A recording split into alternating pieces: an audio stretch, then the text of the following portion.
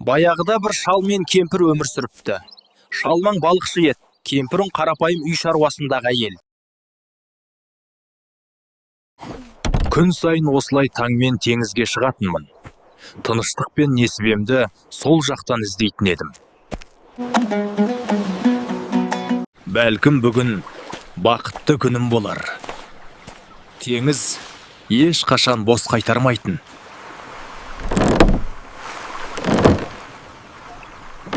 Мен бүгін теңізге шықтым. Торымды саламын.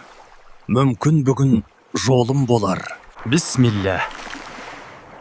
Береке болсын, торым толы болғай. Қап, тағы да бос. Бірақ сабыр, бәлкім келесіде жолым болар. О! Жаратқан, бұл не ғажап? Алтын балық қой. Қарт ата, мені босатшы. Тілеген бір тілегіңді орындаймын. Жарайды, жануар.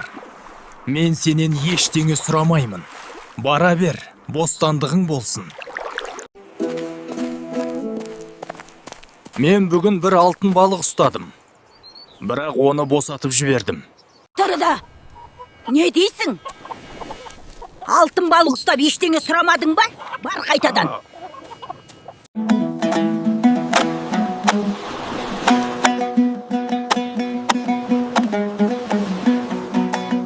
Жарайды, қарт ата. Үйің болсын. Әйеліңнің қалауы орындалады.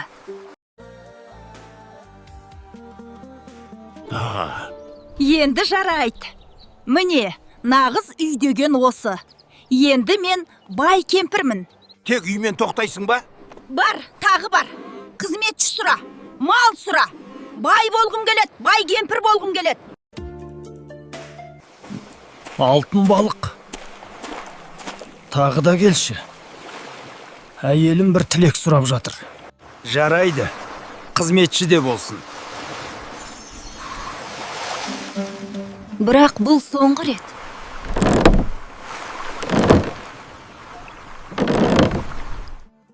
Мына байлық аз маған. Мен ханша болғым келеді.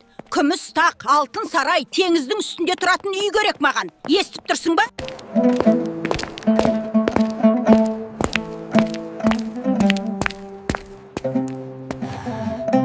Мына қызметшілер аз. Мен ханша болғым келеді.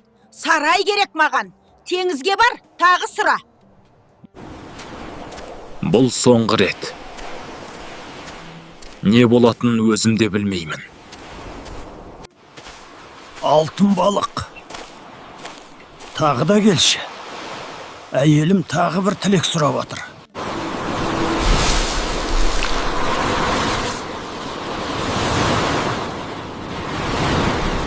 Күнде теңізге қарап, өзімнен ұялам. Жай ғана тыныштық іздеген едім.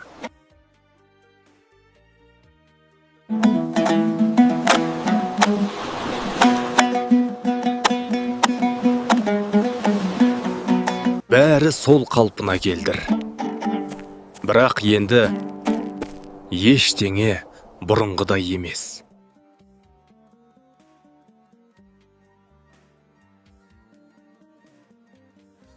Адам кейде бәрін жоғалтып барып қана не үшін өмір сүріп жүргенін түсінеді.